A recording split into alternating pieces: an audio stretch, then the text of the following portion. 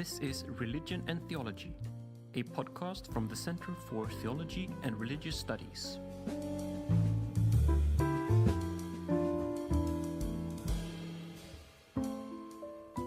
This spring semester, CTR is hosting a lecture series under the rubric The Many Guises of European Catholicism, with support from the Center for European Studies at Lund University. Today's episode with Dr. Oleh Kindiy is the second lecture in that series.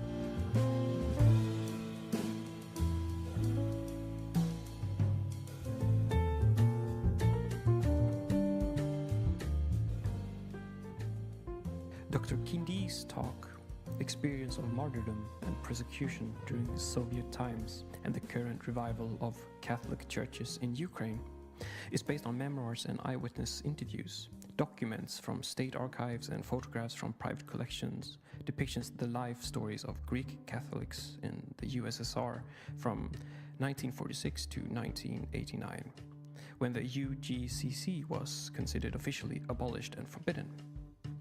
And he asks, how does this memory shape the nature and mission of the Catholic Church in Ukraine today?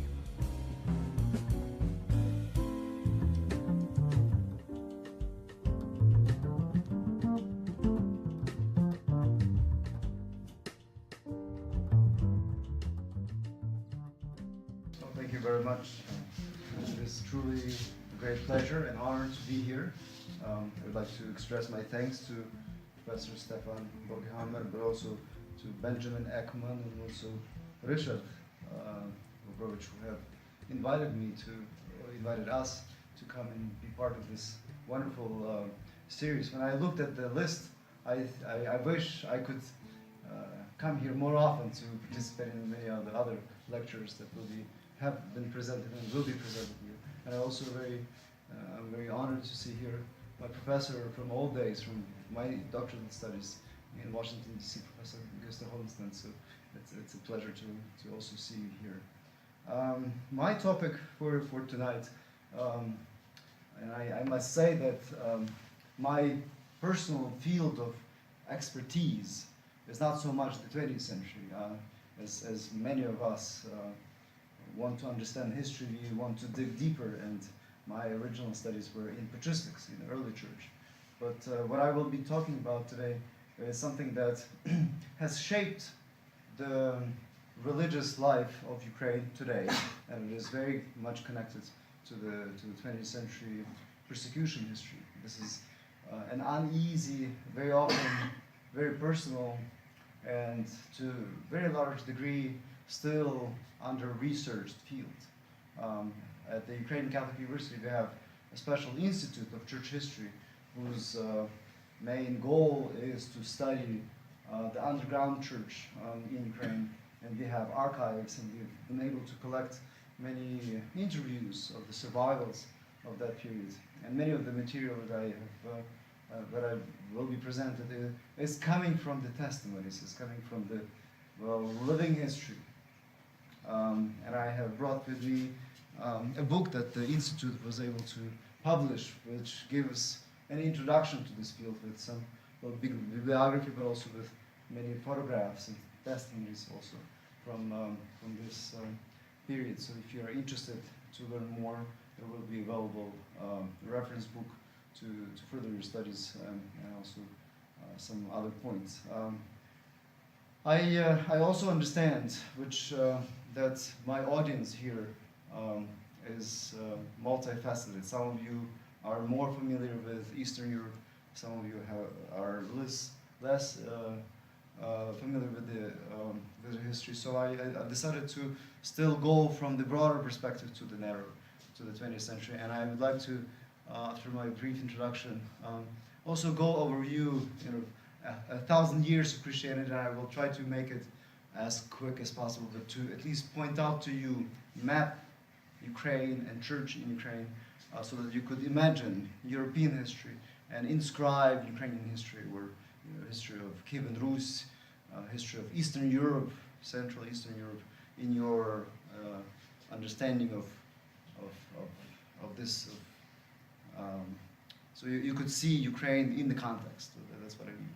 Okay, and then I will go to some of the events of the second half of the 20th century. This is the bloodiest page of European history, of world history, with World War II and Soviet regime that has done a lot of damage to cultures, to religion, to institutions, for the big experiment of building a Soviet society. And so I will touch upon that. And if I do have time, I will be happy to talk about the revival of the church. If I don't, then we can continue our conversation in the refreshment period of time, so that we can become more familiar with each other and become friends.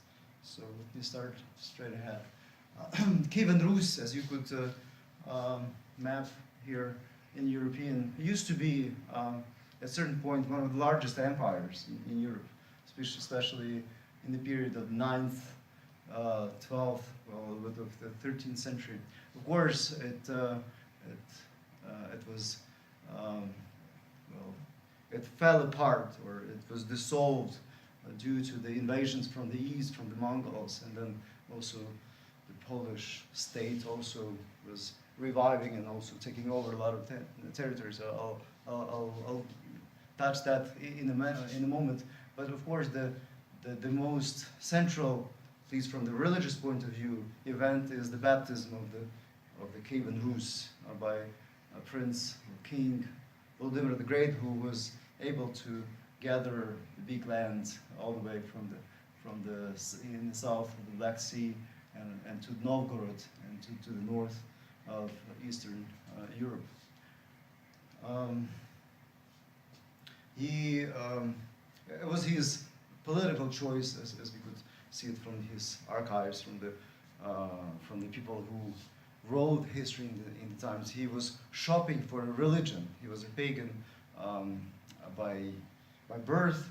His grandmother, Oleh, was a Christian, so there was a certain period of Christianization of Kievan Rus, even in earlier times. But the turning point was the end of the 10th century when Volodymyr decided that his great ally should be the eastern part of the Roman Empire. And so he embraced or received Christianity from what we call Byzantium, or the eastern part of the Roman Empire.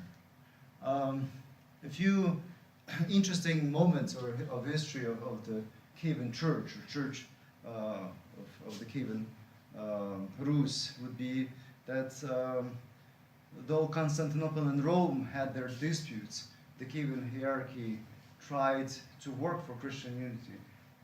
They were not really aware of the Great Schism, so in many instances, many of the bishops in Kiev would travel to Rome or travel to Western centers of Christianity,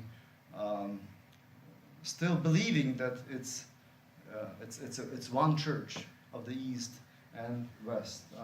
We know that some of the representatives of the Metropolis of Kiev participated in the councils of Lyon, or Council of Constance. You know that Metropolitan of Kiev, Isidore, himself was participating in the Union of Florence, also one of the great attempts of the Eastern and Western Church to re-establish the unity that was lost in the 11th century, and he was one of the promoters of that unity when he traveled back from Constantinople to Kiev and many other regions.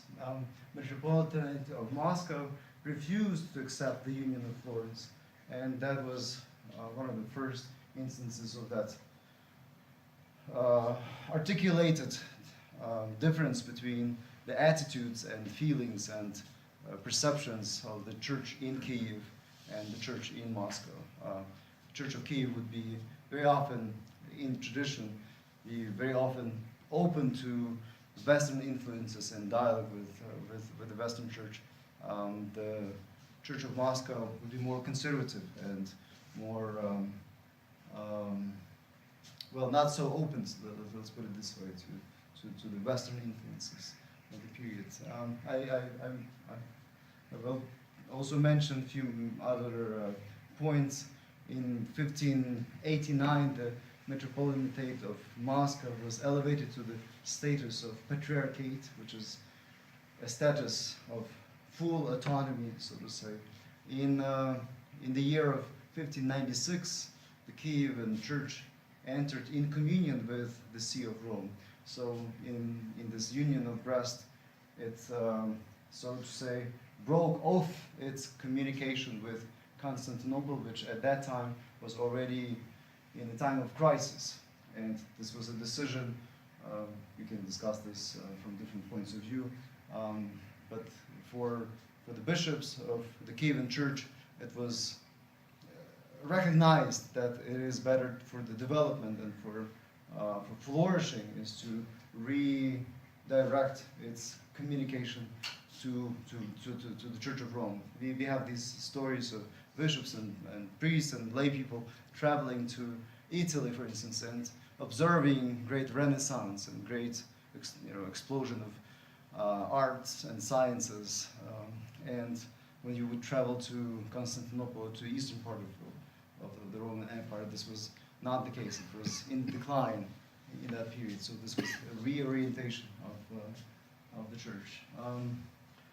In the year of 1686, the Metropolitanate of Kiev was forcibly subordinated by the Moscow Patriarchate. So the emissaries from Moscow went to Constantinople and, as if requested with certain donation, that the Metropoly of Kiev would be. So at first, the Kievan bishops themselves decided to be in jurisdiction of Rome, but then a parallel jurisdiction was elected or ordained, an Orthodox one that later on began to, or it was transferred to the jurisdiction of Moscow. As the Russian Tsarist Empire grew, it repressed the Eastern Catholics and forced conversions to Russian Orthodoxy. This took place in 1772 when Poland was partitioned in three parts. Part of it was given to Russia, another part was part of Prussia, and then some parts the third part went to Austro-Hungarian Empire or Austrian Empire. In the territories where there was remainders of the Kievan Metropolitanate, it was forcibly transferred or converted, so to say, to Orthodoxy. Eastern Catholicism survived in Western Ukraine, which was part of the Austrian Empire, after the partition of Poland. And I will speak a bit more later on about the year 1946, when even the remainders of the Greek Catholic Church or Eastern Catholic Church was converted to Russian Orthodoxy, with the repercussions that it had with the rest of the second half of the 19th century. Union with Rome in 1596 was a turning point, of course. There was no Orthodox hierarchy for about 30 years. Uniate and Orthodox parallel structures arose, as I mentioned. Uniate in communion with Rome, and a newly ordained Orthodox hierarchy was established, and they coexisted in a parallel way. And as I said, that new hierarchy in some 60 years was transferred to the jurisdiction of Moscow. Orthodox Kievan Metropolia was under the authority of the Moscow Patriarchate since 1686, and as I said, Eastern Catholics remained only in the Austro-Hungarian Empire. Let's now switch to the directly. This was more of a background material, and now we're coming to the 20th century. In 20th century, as you know, one of the bloodiest and the most dramatic history of our civilization. Ukrainian territories, of course, suffered enormously. It suffered 2 world wars. There was an internal civil war, a great famine that took place in 1930s, where up to from 5 to 7 million people starved to death. We call it a genocide or a famine in Ukraine that not only in 1932 but also earlier with collectivization, when the Soviet Union was established, it experimented with economy and it had very negative impact on the territories which traditionally was considered to be the breadbasket of Europe, because Ukrainian lands are extremely fertile and it provided agricultural goods to Austro-Hungarian Empire, but also elsewhere. Surprisingly, in the 20th century, the territories that are so fertile also witnessed the tragedy of deaths of millions of people. Well, this is a bit of a connection between the 20th century and 21st century. We may, I'll skip this because we still, as you know from the news, are in conflict with Russia, and there is a war happening today in the eastern part of the territory of Ukraine. This tension between Ukraine and Russia at times was escalated, at times it was eased. Today we are not living the happiest relationship with our eastern border country. We did live, especially in the wake of independence of Ukraine, this period of decommunization, and we call it even a special word, Leninopad, where in the Soviet times every city, every village had a statue of Lenin, and finally those statues, those monuments are slowly removed and put into museums or destroyed altogether, because many of them are not of any artistic value. But that ideology of Lenin and the political party that he was head of had an enormous impact on the territories, on the country of Ukraine, and also on the religious life. The communist suppression of the Eastern Catholic Church was orchestrated or was overseen by Joseph Stalin himself. He was the one to sign special orders for the liquidation of the Greek Catholics. Before I go to the period of persecution, I need to mention this name of Metropolitan Andrei Sheptytsky, who was the bishop of the city of Lviv, where I come from, for 44 years. He was elected as a bishop in 1900, and then he passed away on November 1st of 1944. He was the one that was able to live through 4 different political regimes. He was born in what was then Austro-Hungarian Empire. Later on, he lived in the times when Polish state was re-established in 1918, after the end of the World War II. He also lived the period of arrival of the Soviets in 1939, and also the arrival of Nazis in Germany. So in all these difficult moments, he proved to be a great leader. His family, Sheptytsky's family, was an old, noble Ukrainian family that with time was converted or transferred into Roman Catholic and Polish aristocracy. But as he grew up, he himself decided to rediscover his roots. So he decided to learn Ukrainian, and he decided to rediscover for himself Eastern Catholicism. He became at first Basilian monk, and went through studies that opened to him the beauty of the Eastern Christianity. It was interesting that in 1906, when he was already the bishop of Lviv, he decided to go to Jerusalem. This was for him, not only for him, but also he also gathered around himself intelligentsia, priests, artists, politicians, and he commissioned several ships, actually a big trip to Jerusalem. It was like a spiritual retreat to go to Jerusalem and rediscover the roots of Christianity. Especially for that event, he asked the Pope to be able to wear beard, because until then it was, so to say, prohibited to look Eastern in the Eastern way. And from then on, from this 1906, the year 1906, it is considered to be the so-called Eastern turn, or rediscovery of Eastern Christianity among Ukrainian Eastern Catholics. Igor Vasilishin, if you come tomorrow, will talk more about, for instance, influences of the Roman Catholic Church on liturgical books and liturgical practices of the Eastern Catholics, which received a lot of the influence, so to say, of the Latin Church. From 1906 and on, there was an attempt to rediscover the beauty of Eastern Christianity, and it was in a very smooth and not rapid or radical way.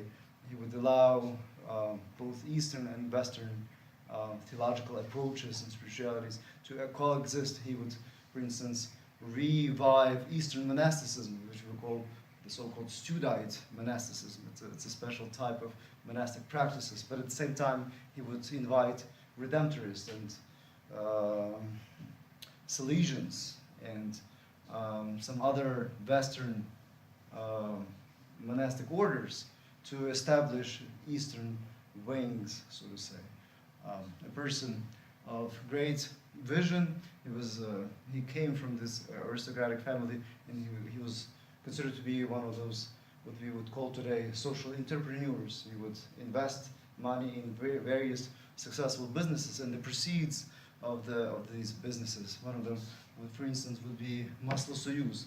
It's a dairy factory that would make milk products like cheese and sour cream, be sold, and would be earned from those earnings. Or he would establish several banks himself, smaller banks, like self-reliance type of banks, Raiffeisen kind of idea banks, and then proceeds would be invested not into private pockets, but into orphanages, into building galleries, art galleries, establishing educational institutions.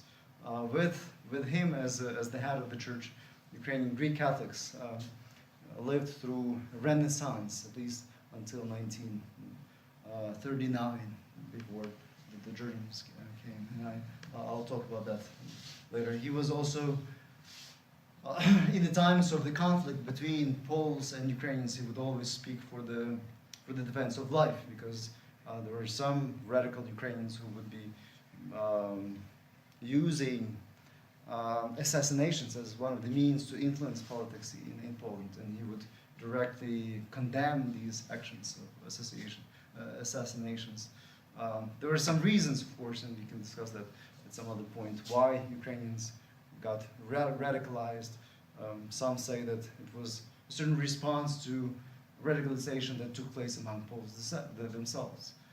When they re-established the Polish state, they wanted to have strong institutions, and even though according to the League of Nations agreement, Ukrainians were supposed to have certain autonomy within the re-established Polish state, many of those conditions were not met. The Polish state would not allow for Ukrainian University to be established, or Ukrainian state would not allow to have Ukrainian schools. On the contrary, those schools would be closed, and there would be a certain Polonization policy against which Ukrainians would rise and fight against.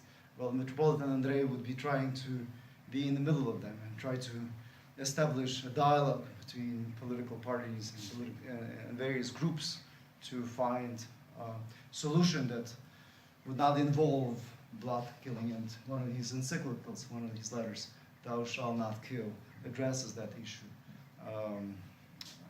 warning about the dangers of radicalization of young people's minds that wanted to fight for their ideals. How did the church in the times of Metropolitan Andrei Sheptytsky, before the persecution looked like. It had up to 3,000 parishes, many churches, 5 seminaries, 2 schools. Monastic life was flourishing, 127 monasteries, newly opened monasteries. One of the projects, and this is something that is connected to my family, my great-great-grandfather, Father Kirill Seletsky, as a white priest, he was a married priest, had 2 daughters, and his wife died. One of the daughters died, one survived, and that's why my grandmother derives her lineage. He established a monastic order for the young ladies that wanted to go to the monastery, but in those times, in order to go to the monastery, you had to pay the so-called vino. There was a kind of contribution to the monastery, and many of the peasant ladies and their families would not be able to pay the amounts. And he said, well, I will establish a monastic community where there is no requirement to pay any contribution. And he was able to raise funds, for instance, by himself. And that turned to be, right now, it's the largest Ukrainian Catholic monastic community, well, a religious community, let's put it this way, called Sister Servants of the Immaculate Conception, whose purpose was to help orphanages, and children, and also in the parish life. So this is the time of the revival of monastic life.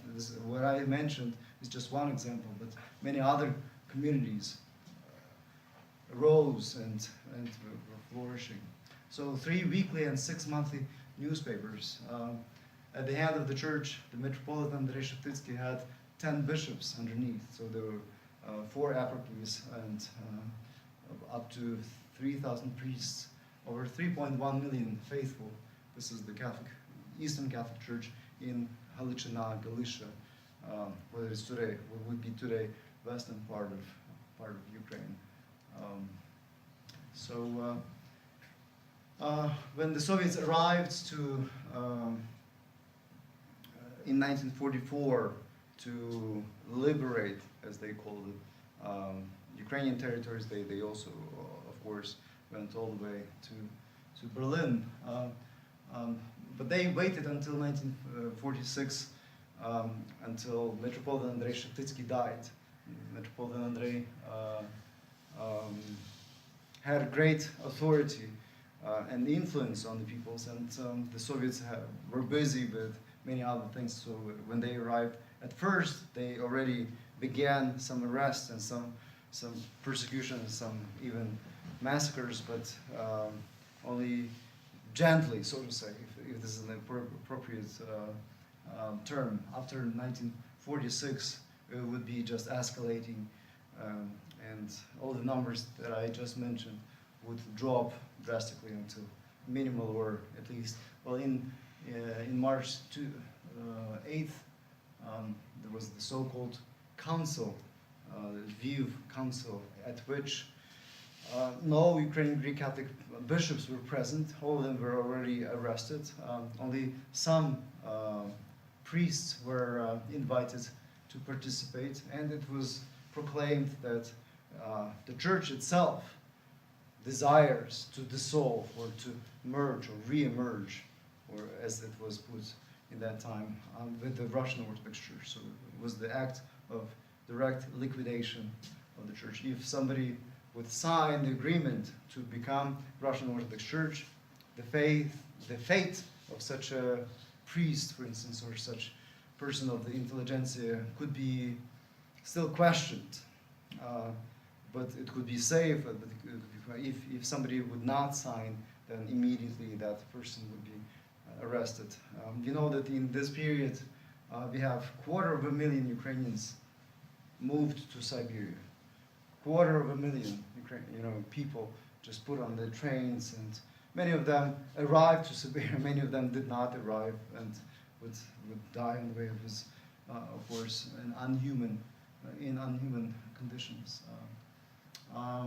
So the official statement of the proclamation would be for the detachment of the parishes of the Greek Catholic Union Church in the USSR from the Vatican, and their subsequent unification with the Russian Orthodox Church. The plan, as I mentioned earlier, was carried out by Joseph Stalin's direct direction, order. Stalin orchestrated. No Ukrainian Greek Catholic bishops were present. Russian Orthodox bishops came in. There was an initiative group, so 3 priests, one from Lviv eparchy, another one from Ternopil, another one from Stanislav eparchy, who, as if expressed their desire to lead this council, and they were trying to persuade that it is a good idea to merge with the Russian Orthodox Church. The fate of those 3 priests was also very very bloody. They were killed afterwards by the Soviets themselves, although the Soviets claimed that it's the Ukrainian nationalists that carried out the execution. But we know from the archives that it was the initiative of the Communist Party to kill them. So 3,000 priests arrested. At that time we had about 3,000 priests. 1/3, quote unquote, converted to the Russian Orthodoxy, and 2/3 exiled to Siberia. Those who converted, so to say, many of them have been sent to Siberia anyways. They were asked to collaborate with KGB. They were asked to give the reports, the weekly or monthly reports, how many people go to church.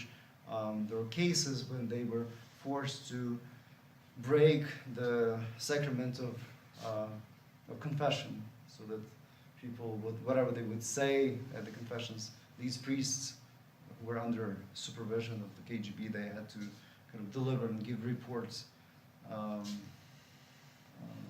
In the middle of the 1946 in Stanislav region, officially out of 216 priests,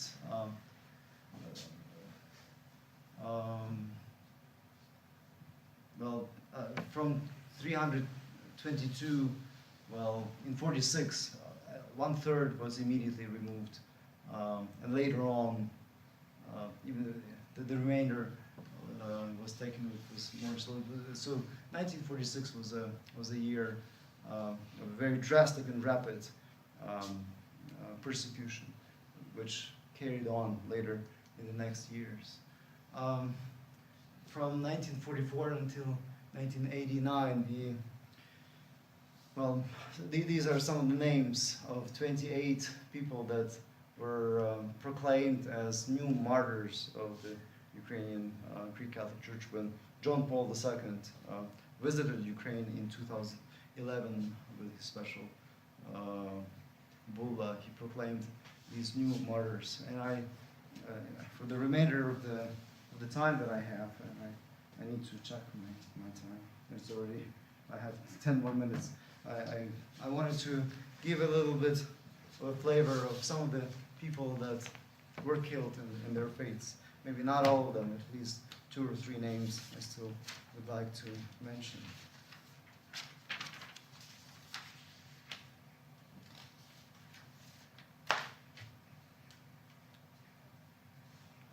Father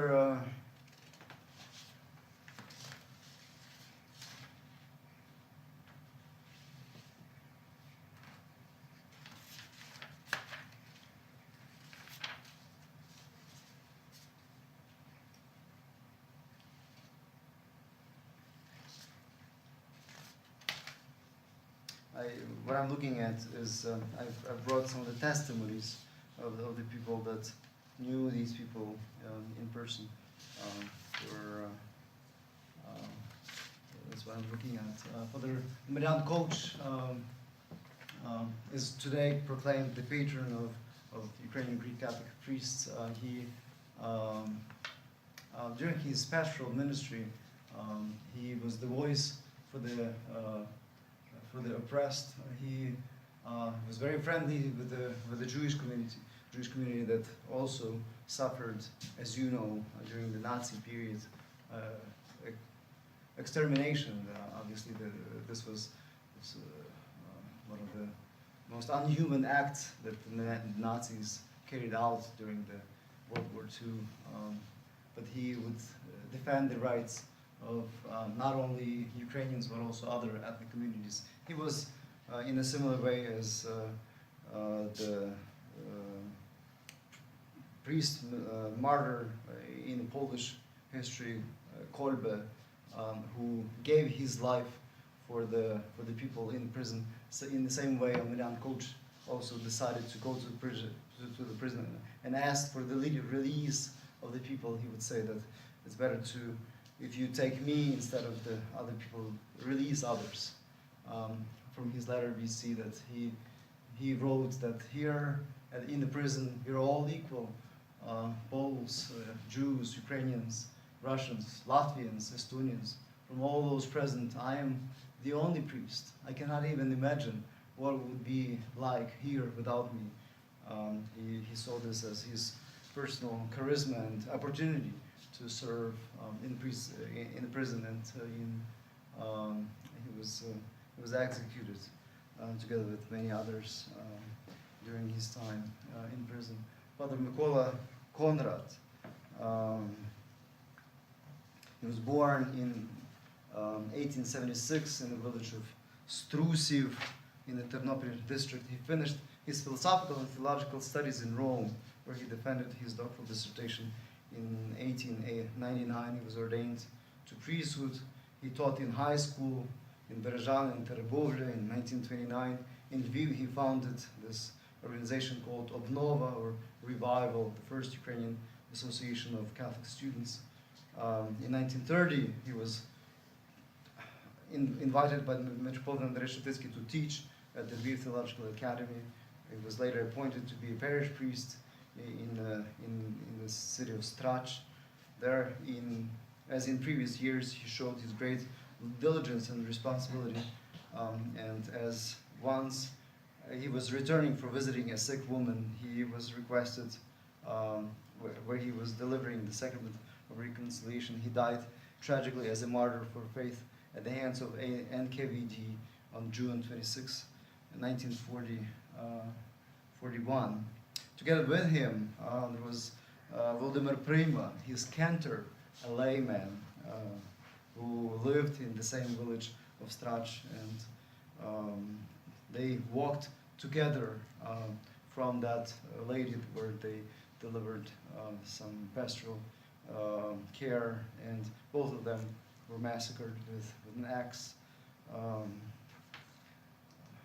Well, I don't have much time. I'm realizing that I need to be finishing, but I'll just show you a few more photographs of the people that have suffered from the hands of NKVD. Martyr Volodymyr Prima was born, I mentioned him already. This is Father Andriy Shchak, who you see here in the photograph. Was born in 1987 in Mykolaiv, in the Lviv district. He finished his theological studies at the universities in Lviv and Innsbruck in Austria. In 1914, he received his PhD in theology and was ordained. Beginning from 1929, he taught dogmatic theology and canon law at the Lviv Theological Academy. He was able to combine his professional duties with his pastoral work in a small village of Sikhiv near Lviv, where he met his death. Even under the threat of great danger, he did not leave his parishioners without spiritual guidance. He was faithful to the end, and on June 26, 1941, he died as a martyr for the faith at the hands of the soldiers of the retreating Soviet army. And there's a testimony of one of the parishioners, Ivan Kulchitsky, who would say, as the war began, the priest was taken at Persenkivka, the neighboring station. Sometime in afternoon, they took him, detained him until the evening. Then they let him go. My dad, because they knew each other well, told him, Father, when they let you go, I would advise you to hide for a few days, because it was already clear that the Germans were coming and the Bolsheviks would be fleeing, and the response would, hide yourself and we will survive. But the priest said, Ivan, the shepherd doesn't abandon his flock, and I can't leave my parishioners and conceal myself. In 2 days, the military came and took him from his home. It was overgrown with bushes, some distance from the parish, maybe a half kilometer. They brought him and killed him. They shot him in the stomach, and it looked like they also stabbed him with a knife. Many other faiths, Father Severan Baranek or Father Yakim Sinkivsky, several nuns that were also killed on site in their monasteries. Most of the bishops were also executed. The head of the successor of the Metropolitan Andrei Sheptytsky, this is a big name, Josip Slipy, he was arrested. He was given a chance to be a bishop of the Russian Orthodox Church, but he refused, and he spent about 17 years in Siberia. And then during the Vatican II, there was an exchange of prisoners, and he was released from the prison, and he was allowed to travel to Rome. And one of the first things that he did as he arrived to Rome, he participated in the Second Vatican Council, as I mentioned, but he also established the Ukrainian Catholic University in Rome, which still exists today as an affiliation of our university in Lviv. He's a confessor of faith and also voice of the persecuted church in the world. As he arrived to Rome, he was a sick man already, so Soviets thought that he would die quite soon, but instead his health improved, and he was able from 1964 until 1984, for 20 years, to travel around and speak on behalf of the church. I will finish my talk with a quote of Joseph Kladuchny, who was a very close friend of Metropolitan Andrei Sheptytsky. He was at the last moments of the earthly life of the Metropolitan Andrei Sheptytsky, and this is what he said, and this gives or sheds light on the revival of the church and the hopes that many of the people that died during the persecution, they had a dream, they had great purpose in their life.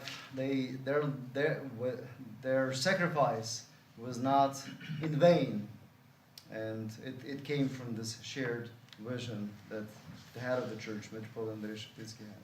So here's what Joseph Kladuchny said about Metropolitan Andrei Sheptytsky's last moments of earthly life. The Metropolitan lay calmly with eyes shut and breathed with difficulty. This is 1944. The Soviets are already have taken over the country. Then he began to pray again. He opened his eyes and began to talk to us. Our church will be ruined, destroyed by the Bolsheviks, but you will hold on. Do not renounce the faith, the Catholic faith.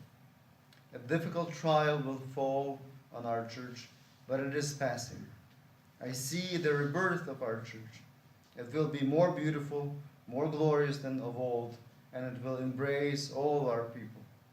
Ukraine, the Metropolitan continued, will rise again from her destruction and will become a mighty state, united, great, comparable to other highly developed countries. Peace, well-being, happiness, high culture, mutual love, and harmony will rule here. It will all be as I say. It is only necessary to pray that the Lord God and the Mother of God will care for our poor, tired people who have suffered so much, that God's care will last forever.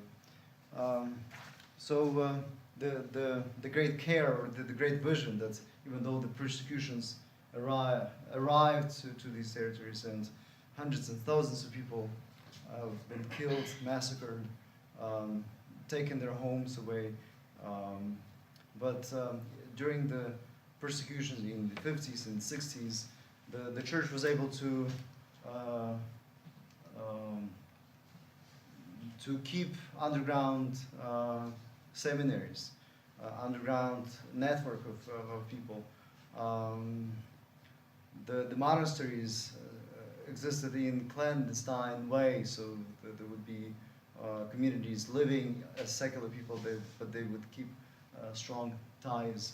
So when the Gorbachev's era came, this whole spirit and also the dream of the revival of the church was flourishing among the people, and soon enough, with this wind of change, as one of the singers formulated, church was able to re-establish its structures in quite rapid and quick ways. On December 1st, 1989, the government permitted the Greek Catholic communities to register. In 1991, Ukrainian independence took place, and so 5 million Greek Catholics who were considered to be Russian Orthodox, they returned and reclaimed themselves as Catholics. Of course, this was called proselytism on the part of the Vatican by the Russian Orthodox Church, but from the history as we see it, Greek Catholics dreamed about their revival, and that's what they did. I mentioned the Ukrainian martyrs and difficult relationships. I'll skip all of that. Today, Ukrainian Greek Catholic Church is one of the largest Eastern Catholic churches, and as of 2014, it had estimate of up to 5 million faithful in Ukraine, but many more in diaspora. 39 bishops, up to 4,000 parishes, more than 3,000. It was so it revived in 20 years to the level as it was before World War II, and now it is also growing further. I must stop here and leave maybe some room for questions. And as I said,